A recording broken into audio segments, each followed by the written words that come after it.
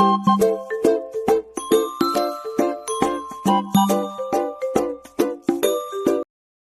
day everyone, I am Marami N. Garsota from BSA 2A. Today, I will be discussing about constitutional isomers, one of the most important concepts in organic chemistry. In this presentation, we will learn what constitutional isomers are, why they occur, their different examples, how they are named using the IUPAC system, and their importance in chemistry and agriculture. So first, let us define constitutional isomers. Constitutional isomers, also called structural isomers, are compounds that have the same molecular formula but different connectivity or arrangement of atoms. Because their atoms are connected differently, they can have different physical and sometimes chemical properties even though they contain the same amount or the same number of atoms. So for example, or in short, isomers are the same are those elements that have same molecular formula but different structural formula. So for example, sa isobutane o butane. So butane have C4H12 or upat ka carbon o 12 ka nitrogen. And parehas na siya og molecular formula sa isobutane. However, ang isobutane kay pwede siya nga naa siya lahi nga molecular formula. So for example, ang isa nimo ka carbon kay pwede siya nga naka-connect sa lain pa nga carbon and mahimo siya nga branch. So to better understand constitutional isomers, we should know the difference between the molecular formula and the structural formula. So molecular formula is a type of formula that only shows or tells us the number and type of atoms present in a compound.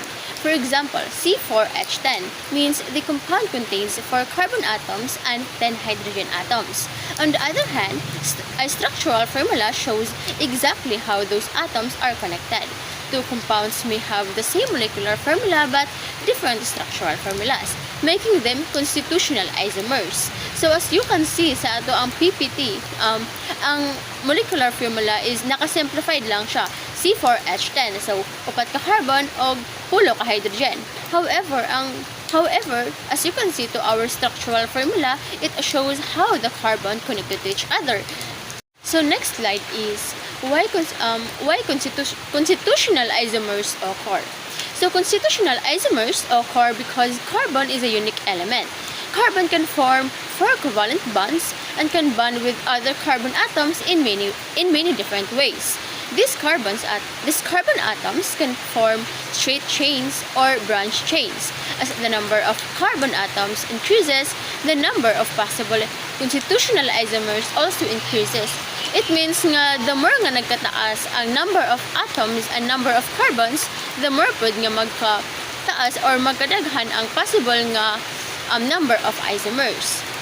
So for example, sa butane, so we only have I think two isomers. While sa pentane, we have at least 5, I guess, 5 isomers. So nagkataas ang atoms and nagkataas ang carbon, nagkataas pod ang number or possible nga isomers. So here is our first example. The molecular formula of both compounds is C4H10. The first is in butane, with the structural formula of CH3 connected to CH2, connected to CH2, and connected to CH3. It has a straight chain structure. The second is 2-methyl propane, also known as isobutane. It has the same molecular formula but a different branch structure. Although both compounds contain the same atoms, their different arrangements make them constitutional isomers.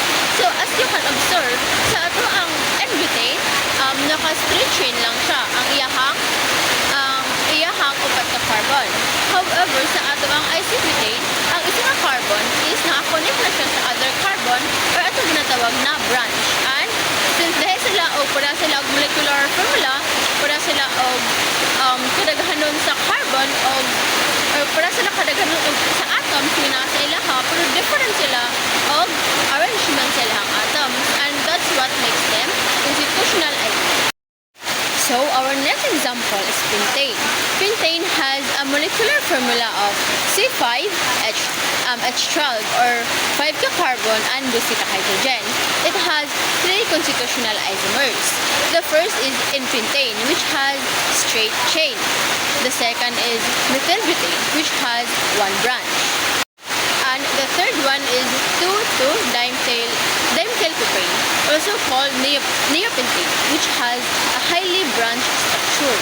These examples show that one molecular formula can produce multiple different formulas. So as you can observe to our pentane isomers or pentane examples, parehas lang og mga molecular formulas but they have different structural formulas, and that's what makes them isomers. And our next example is hexane, and its molecular formula is C6H14 or 6-carbon and 14-hydrogen, and it has 5 constitutional isomers. These are hexane: 2-methylpentane, 3-methylpentane, 2,2-methylbutane, and 2,3-dimethylbutane. Even though they have all the same molecular formula, each one has a different arrangement of carbon atoms. These differences also affects their physical properties such as boiling point.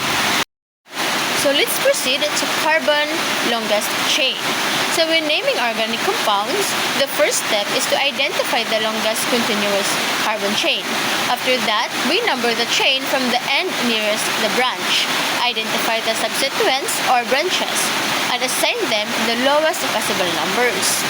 This ensures that every compound has one correct and internationally accepted name. So, the next slide is about the IUPAC naming. The IUPAC naming system provides standard rules for naming organic compounds. First, we identify the longest carbon chain. Then, we number it correctly, identify the substituents, arrange them alphabetically, and use prefixes like di, tri, or tetra when necessary. These rules help scientists communicate clearly and avoid confusion.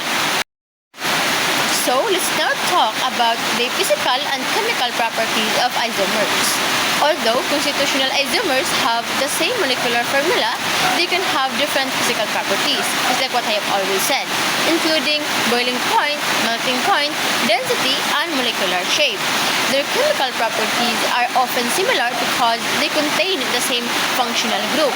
However, differences in structure may influence how quickly they react under certain conditions. So, let's now discuss the importance of constitutional isomers. Constitutional isomers are important in both agriculture and organic chemistry. In agriculture, they are useful in developing pesticides, herbicides, and other agrochemicals. They are also important in understanding fuel composition for organic machinery. In organic chemistry, constitutional isomers help scientists identify compounds, design medicines, and manufacture many industrial products. So to finally summarize it all, constitutional isomers are compounds with the same molecular formula but different structural arrangements of atoms. Because of these structural differences, they may have different physical properties.